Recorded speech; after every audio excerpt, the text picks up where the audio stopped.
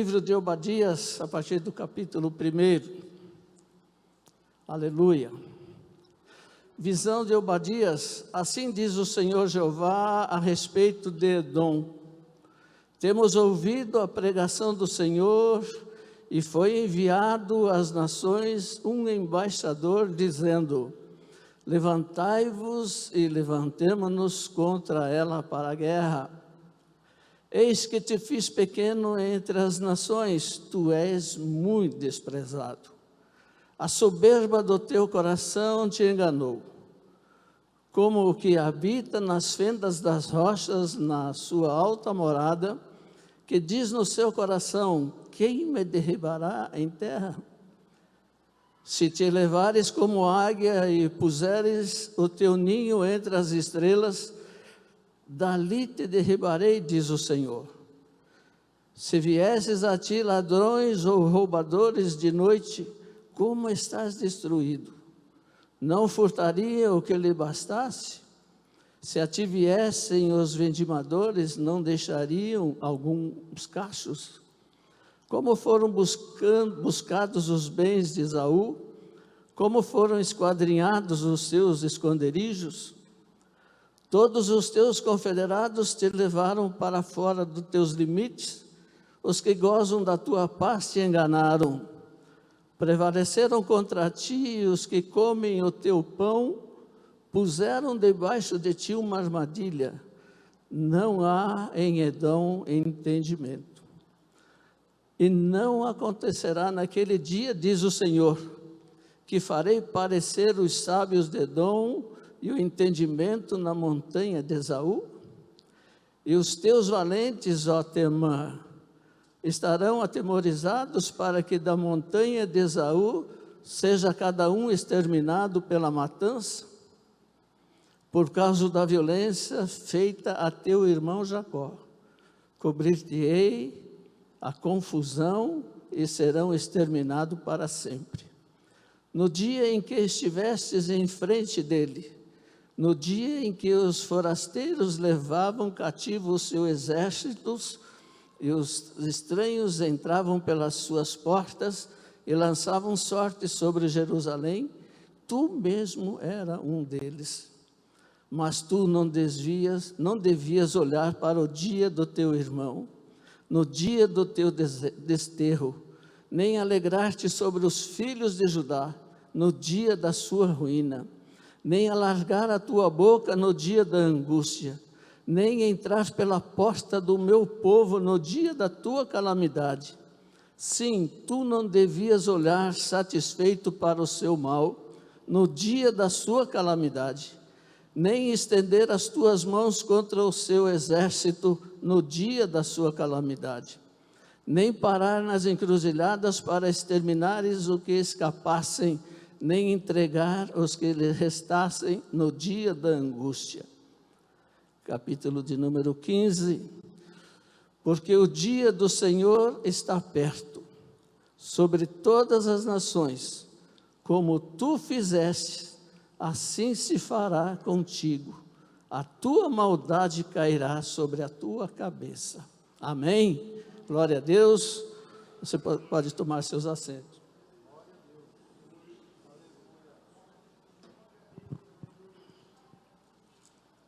Esse livro, ele me chamou muito a atenção. Eu li a Bíblia várias vezes, e eu li Obadias, mas eu nunca entendia esse livro.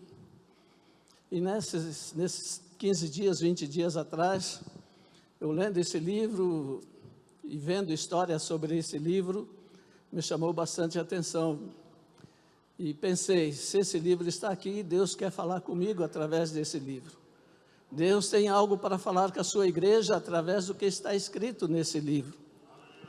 Afinal, todos os livros da Bíblia foram escritos para te fazer feliz.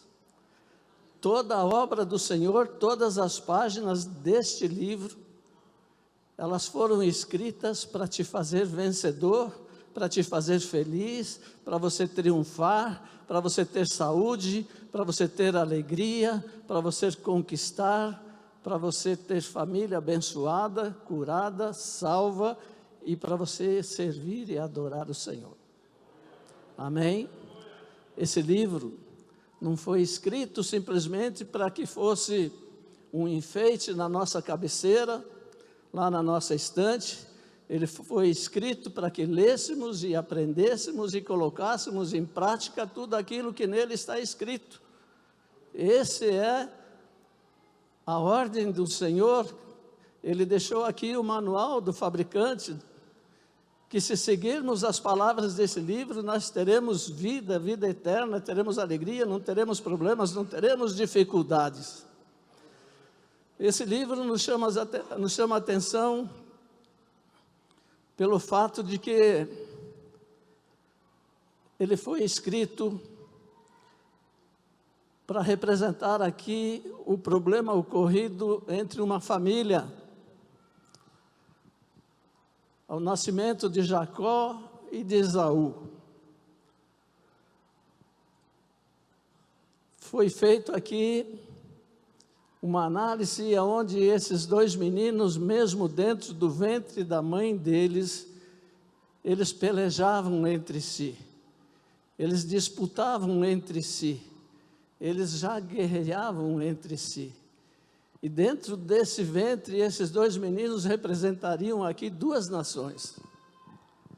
E ao nascer, primeiro nasceu Esaú, e logo atrás, antes que Esaú saísse completamente do ventre da sua mãe, Jacó agarrou o calcanhar do seu irmão e saíram os dois juntos. Questão de segundos, questão de milésimos de segundos, nasceram os dois juntos. Esses meninos foram criados pelos seus pais, Isaac, e os seus pais tiveram ali a preferência desses meninos. Isaac gostava mais de Esaú, se dedicou mais a Esaú, deu preferência mais a Esaú. Rebeca,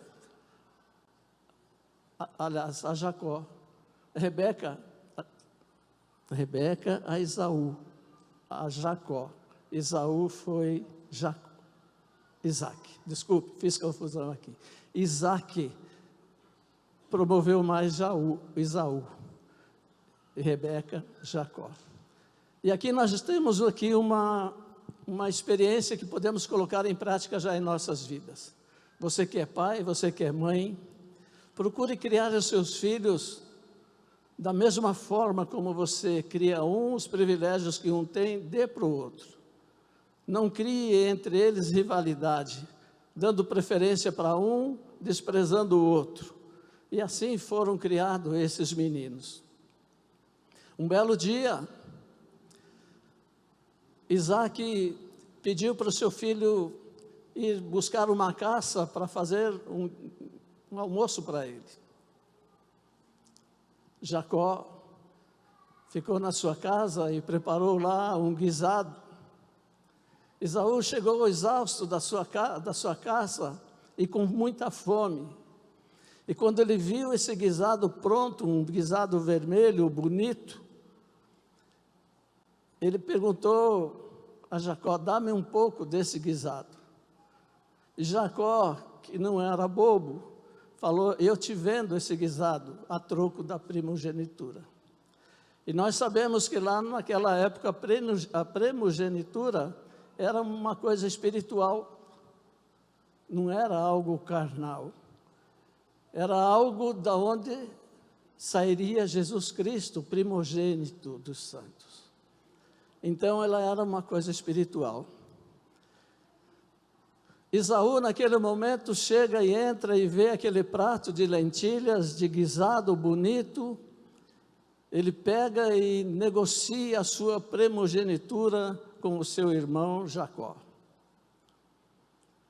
Ora, se Esaú tivesse um pouco de paciência, porque ele não iria morrer, dando alguns passos a mais para chegar até a cozinha da casa da família, onde ele encontraria com certeza pão, alimento.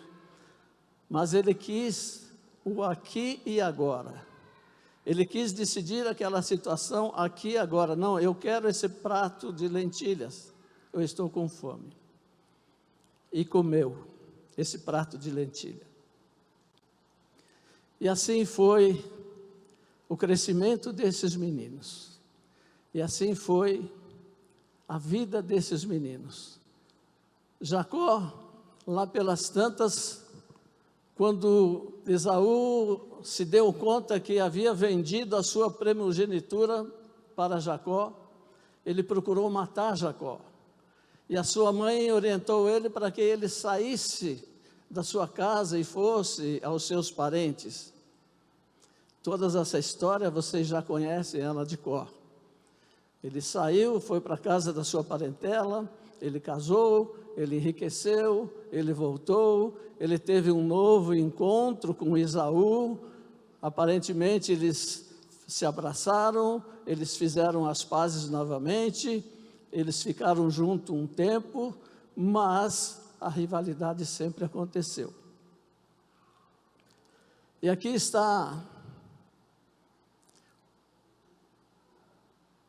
a descendência de Esaú. Vamos ver o que representa Moabe. Vamos ver do que vem a terra, os moabitas. Vamos ler aqui em Gênesis capítulo 36, versículo 1, para que nós possamos entender. Os descendentes de Esaú. E estas são as gerações de Esaú, que é Edom. Edom criou a cidade, a nação. Esaú criou a nação de Edom, chamava-se Edom. E Isaac, portanto, habitou na montanha de Seir. Esaú é Edom. Jacó é israelense. Jacó é da terra do Senhor. Ele é da terra do Senhor. Criaram-se duas nações fortes e potentes, duas nações com grandes exércitos, com grandes conquistas, com grandes riquezas. As duas nações prosperaram e foram crescendo muito. E assim foi a vida desses dois homens. Esaú foi para Edom, o monte de Seir.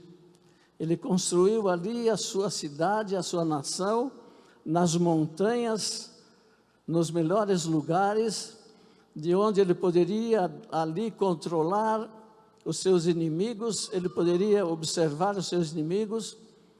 Ele conquistou ali grandes negócios, grande comércio, porque ele estava numa região privilegiada de trânsito de grandes exportadores de mercadorias, era trânsito desses exportadores. Esaú foi crescendo, Edom foi crescendo, foi se fortalecendo. Edom se tornou orgulhoso. Edom não gostava de Jacó, não gostava de Israel. Eles foram competindo entre si, eles foram se degladiando entre si.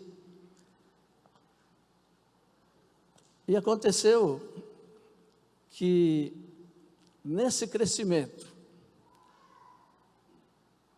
Edom, ele fez muitas conquistas, ele fez muitas alianças com outros países, com outras nações, para se sentir protegido, para se sentir guardado. Ele fez alianças, ele fez aconchavos, ele tinha os melhores guerreiros, os melhores exércitos, ele tinha ali tudo o que era de melhor para se proteger. Naquele tempo, ele fez alianças com mais ou menos 5 nações, que estavam junto com ele, para ajudá-lo nas guerras e nas pelejas. Ele estava ali para crescer, e ele estava ali para conquistar, porque naquele tempo os reinos competiam entre si para se conquistarem, para se degladiarem, para tirar os despojos um do outro. Muitas nações nessa época haviam invadido Israel, lutavam contra Israel. Muitas nações saqueavam Israel. Muitas nações iam buscar alimentos, as riquezas que Israel possuía. E Edom era família. Ele era irmão de Jacó, ele era irmão dos israelenses. E aqui nós vemos que esse livro de Obadias é um livro de condenação, é um livro de execução. Deus via toda a injustiça sendo feita. Deus observava tudo o que estava acontecendo entre as nações. O Senhor olhava o orgulho, a vaidade, a prepotência, a arrogância de Edom. E Deus pega e levanta aqui o profeta Obadias, o profeta que levou a mensagem, que profetizou contra Edom.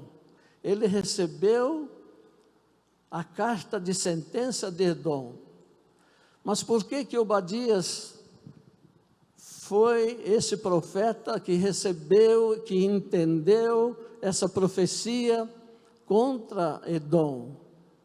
Foi porque o profeta se prostrou diante do Senhor.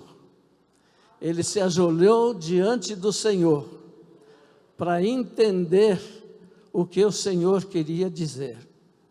E nessa noite eu quero te dizer que a única maneira que Deus tem para falar conosco, a única maneira que Deus tem para dizer algo para nós e que nós possamos entender, a única maneira que Deus tem para te fazer feliz, guiá-lo, dirigi-lo, para isso é preciso colocar em prática a sua palavra. Amém? A mensagem que Obadias estava recebendo de Deus era de destruição, uma destruição implacável. Deus quer nos ensinar que para resolver os nossos problemas, que o inimigo muitas vezes lança contra nós,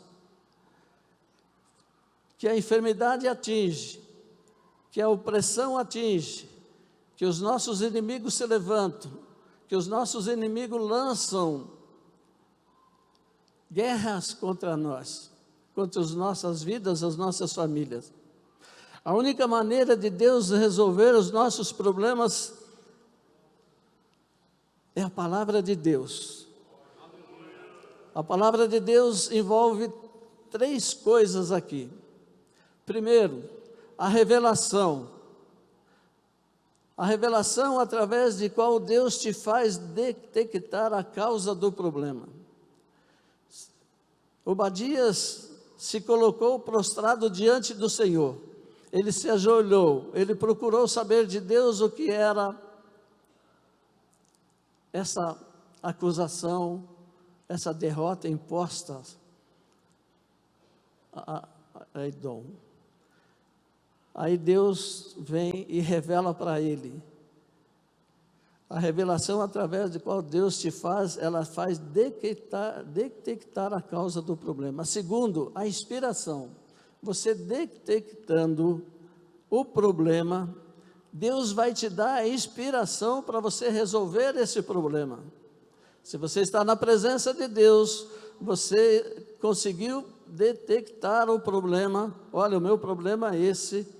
Continue na presença de Deus e Ele vai te dar a inspiração para você resolver esse problema. Amém? E a terceira atitude é a ação. Deus te dá a revelação, Deus te dá a inspiração e Deus te dá a ação. Ele vai te mover, Ele vai te inspirar a você fazer algo para combater o que esses inimigos seus estão fazendo. Amém? Glória a Deus. A mensagem desse livro, na verdade, são duas mensagens. A mensagem de Deus para Edom e a mensagem de Deus para o povo judeu. Qual era a mensagem de Deus para Edom? Vamos ver aqui na palavra do Senhor. O orgulho de Edom é arrasado. Edom era orgulhoso, prepotente e arrogante porque ele se sentia seguro de si. Ele tinha os melhores armamentos, as melhores posições em cima de um monte, de onde o inimigo tinha dificuldade para subir e para atingi-los.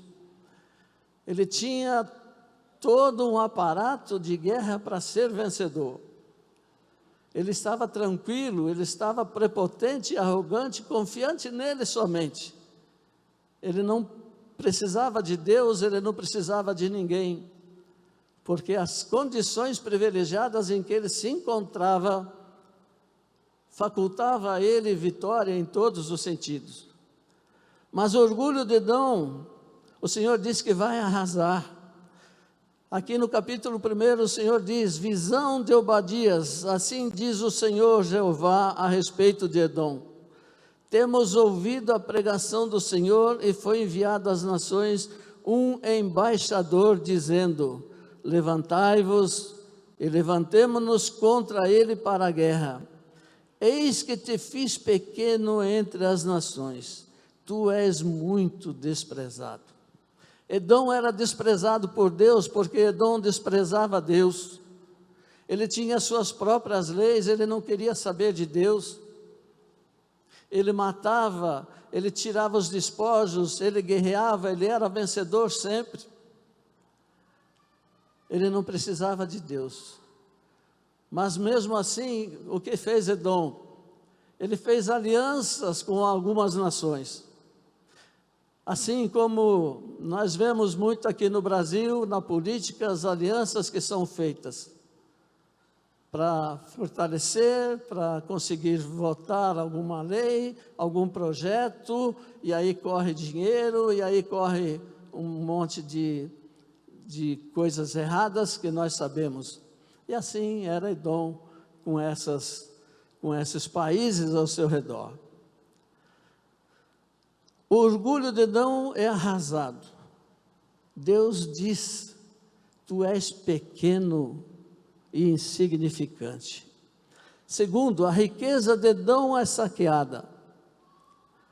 Nós podemos ver aqui no capítulo 5 e 6.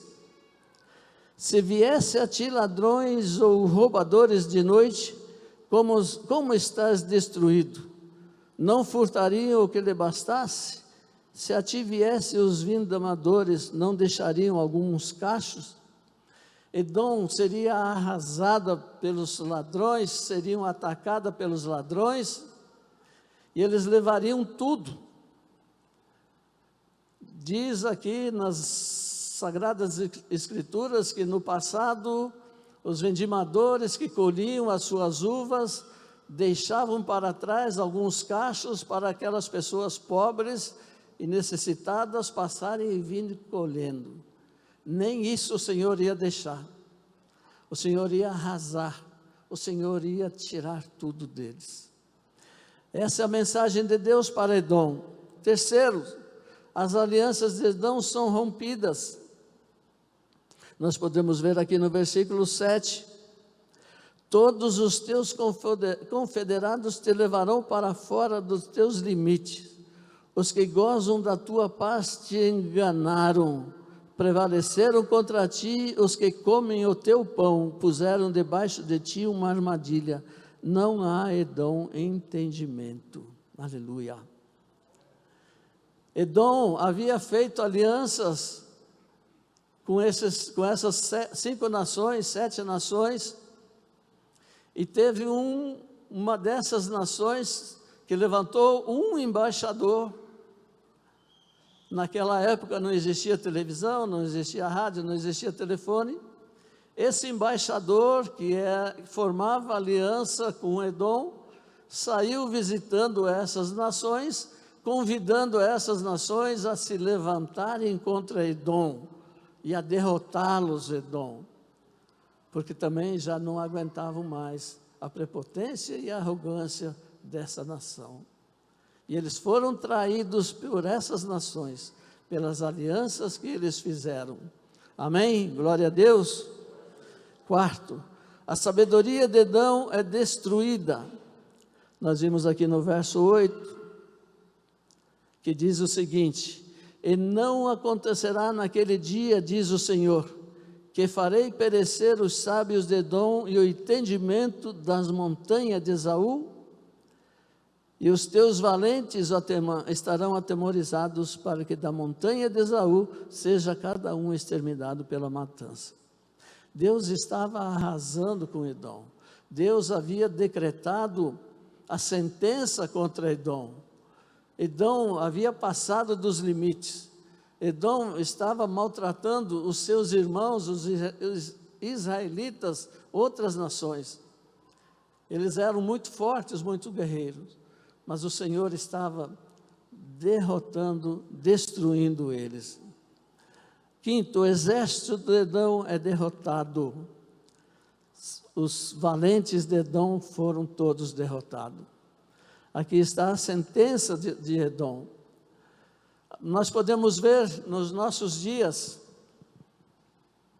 nas empresas, nos negócios, nas nossas atitudes, muitas vezes nós somos arrogantes, prepotentes, trazendo isso para os nossos dias.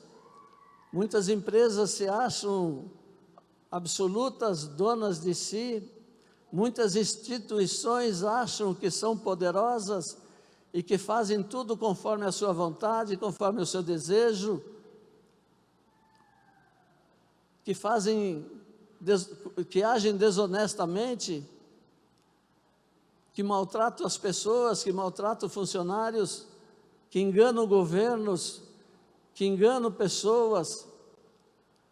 Mas Deus diz essa noite que o dia do acerto de contas vai chegar. Tenha certeza, desse dia ninguém fugirá.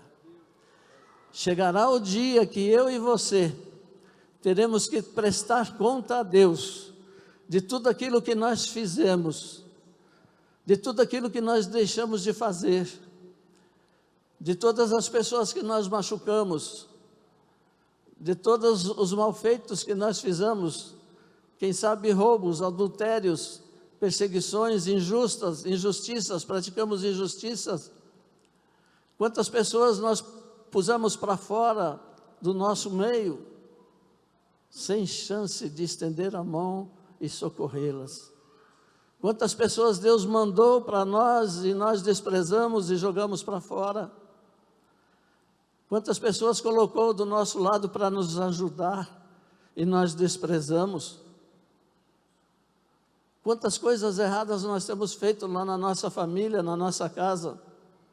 Desonestidades, quantos maltratos, quantos adultérios, quantas mentiras, quantas coisas que nós fizemos que achamos que enganamos a Deus. Mas tenha certeza que o dia do acerto de contas vai chegar. E está chegando mais depressa do que nós possamos imaginar. Que nós possamos, a partir de hoje, rever a nossa vida, rever as nossas atitudes, rever tudo aquilo que estamos fazendo. Está certo? Está correto?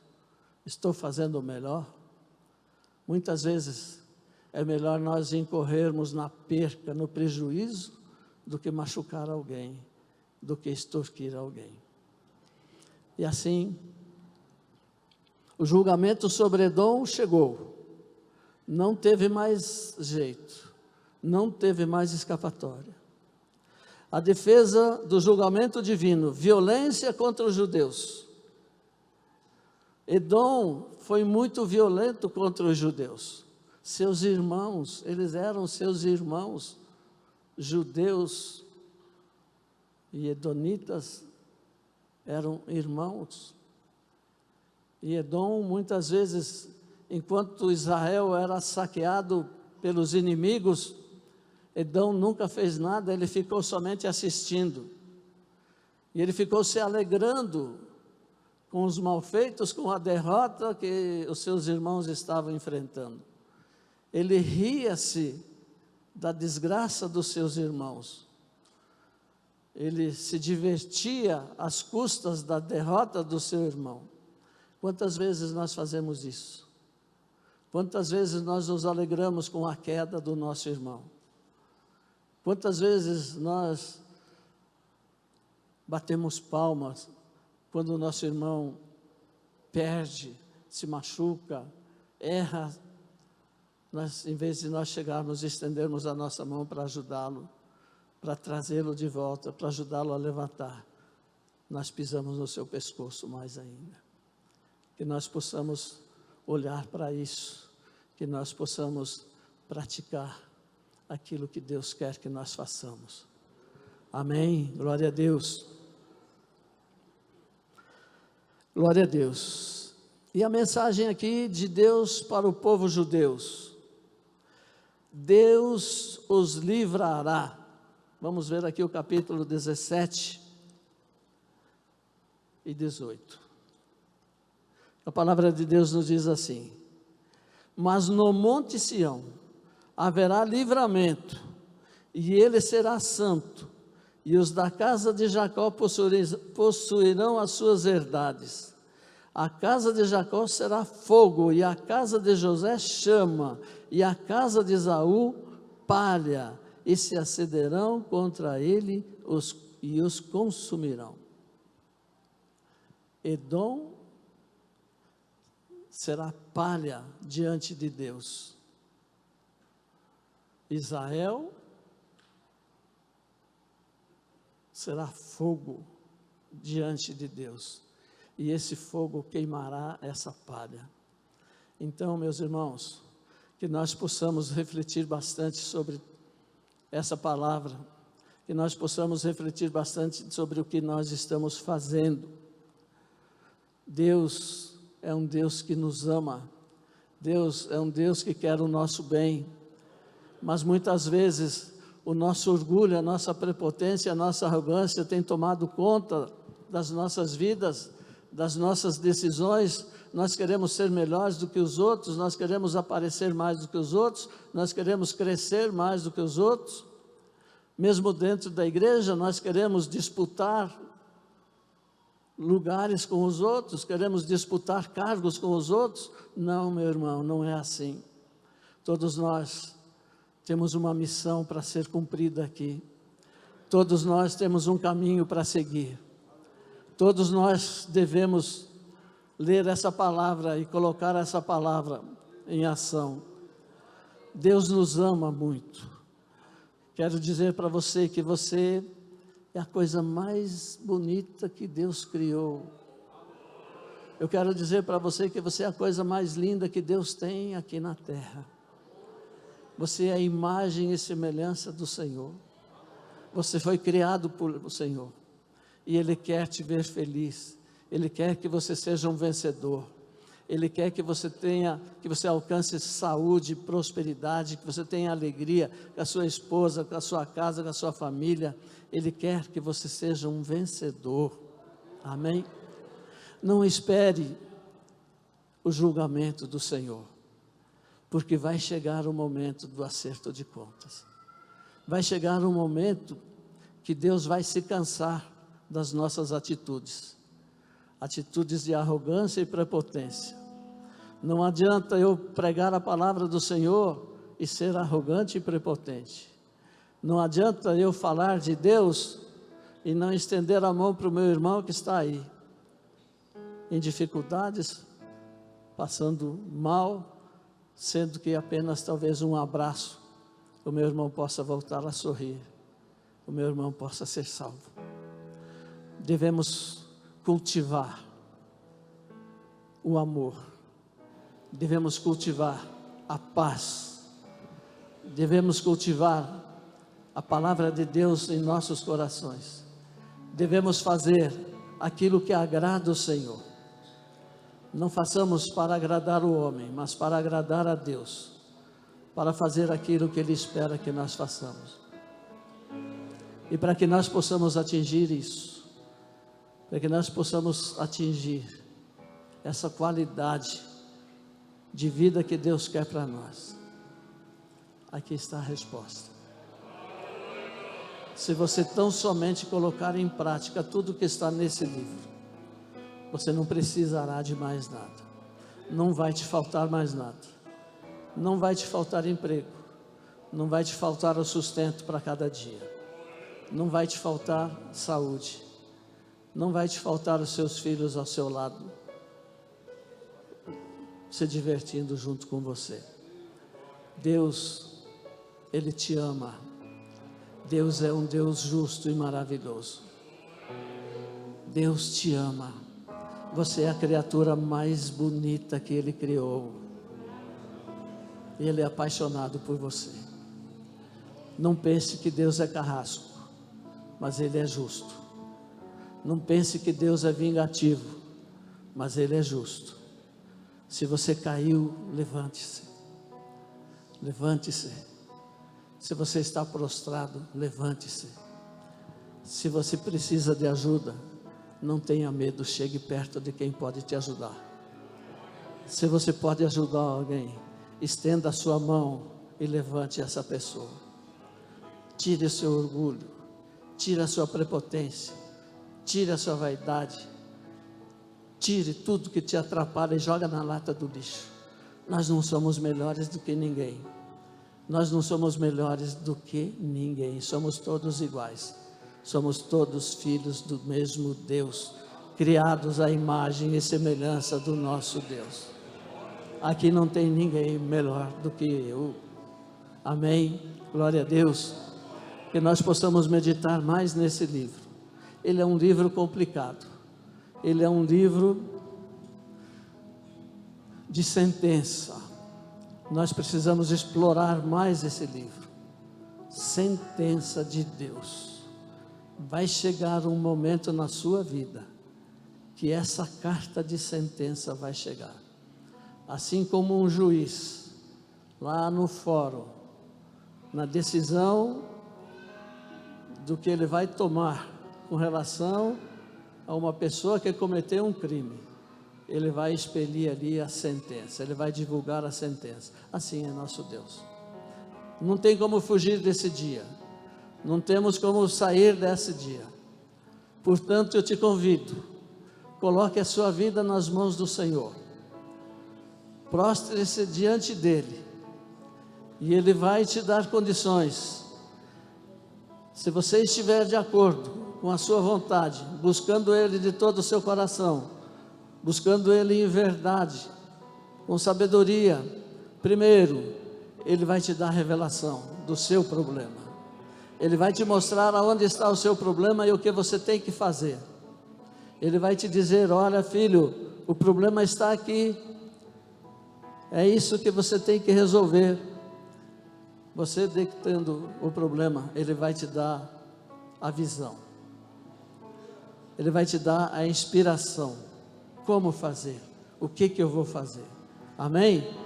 E aí Ele vai te motivar a você ter atitude, tomar atitude para consertar. Campanha do conserto. A última semana, ouvimos muitas mensagens que nos edificaram, que falaram conosco. Ouvimos muitas mensagens aonde o Senhor usou para mexer conosco, para falar conosco. Mas nessa noite nós queremos encerrar essa campanha dessa forma. Que o Senhor possa te mostrar aonde está o teu problema, o meu problema, e que me dê inspiração para consertar esse problema. Para isso nos acheguemos ao Senhor. Para isso nos prostramos diante dEle, de todo o nosso coração, com sinceridade, admitindo os nossos erros. Eu machuquei fulano de tal, eu errei aqui, eu maltratei a minha esposa, eu não fui justo com ela, eu traí a minha esposa, eu roubei, eu pequei, eu menti, eu trapaceei, eu pratiquei tudo isso. Senhor, me ajude. o Senhor pode te levantar nessa noite. Amém? Glória a Deus. Eu te convido você a se pôr sobre os pés. Glória a Deus. E nós vamos fazer uma reflexão e nós vamos orar. Eu queria que você colocasse a mão no seu coração e deixe Deus falar contigo e mostrar para você o que precisa ser feito, o que precisa ser corrigido, de que forma, como, quando Ele vai fazer isso. E você vai sair daqui curado, leve, você vai ser sarado em nome de Jesus Cristo. Amém? Soberano Deus e eterno Pai, aqui está, Senhor, a tua igreja. Eu farei aquilo que o Senhor colocou em meu coração, Senhor, sobre o livro, Senhor, do profeta Obadias. Eu falei sobre decisão, eu falei sobre julgamento, Senhor. Nós não temos saída, Senhor. Somente o Senhor é o nosso Deus. Somente o Senhor pode nos dar a inspiração e nos mostrar aonde nós erramos. E nessa noite eu te peço, Senhor, toca em cada alma, em cada vida que aqui está presente, para que possa haver a cura, Senhor, para que possa haver salvação, para que possa haver conserto, Senhor. Estamos no último dia dessa campanha e eu creio, Senhor, no sobrenatural do Senhor. Eu creio que o Senhor irá nos mostrar aquilo que precisamos fazer para vivermos bem, vivermos em paz, vivermos alegre, para recebermos de Ti todas as bênçãos que o Senhor tem preparado para nós. Tu és o Senhor que nos criou e que nos formou. Senhor, não nos deixe ser trapaceiro, não nos deixe ser mentirosos, não nos deixe ser arrogantes, prepotentes, Senhor, orgulhosos. Nós queremos nos humilhar perante a Tua face, perante Ti, e queremos fazer a Tua vontade. Nós queremos estar preparados, Senhor, para socorrer aquelas pessoas que o Senhor colocar diante de nós, ganhar essas almas para Jesus, salvar essas almas, mostrar o caminho, abraçar, Senhor. Tu és o Deus da nossa vida, Tu és o Senhor Todo-Poderoso. Aqui está a Tua igreja, Senhor. Estende a Tua mão sobre eles. Muitos corações aflitos, Senhor. Muitas famílias destruídas. Muitos casais sendo destruídos à beira, Senhor, da separação. Muitos perdendo seus empregos. Muitos com dívidas impagáveis. Muitos enfermos em leitos de hospitais nesse momento. Muitos desesperançados, não crendo mais, somente vendo coisas erradas, somente olhando para governos corruptos e errados, contra a vontade do Senhor. Mas nós estamos aqui como igreja dispostos, Senhor, a Te obedecer e a mudar a nossa visão, a mudar, Senhor, o nosso comportamento. Cura-nos, Senhor, nessa noite. Toca, Senhor, na cabeça, na mente, no coração de cada pessoa que está presente aqui, nos nossos internautas que estão nos assistindo. Faça a Tua obra, salva-nos, Senhor, ajuda-nos, Senhor, precisamos de Ti. Aleluia, glória a Deus, aleluia.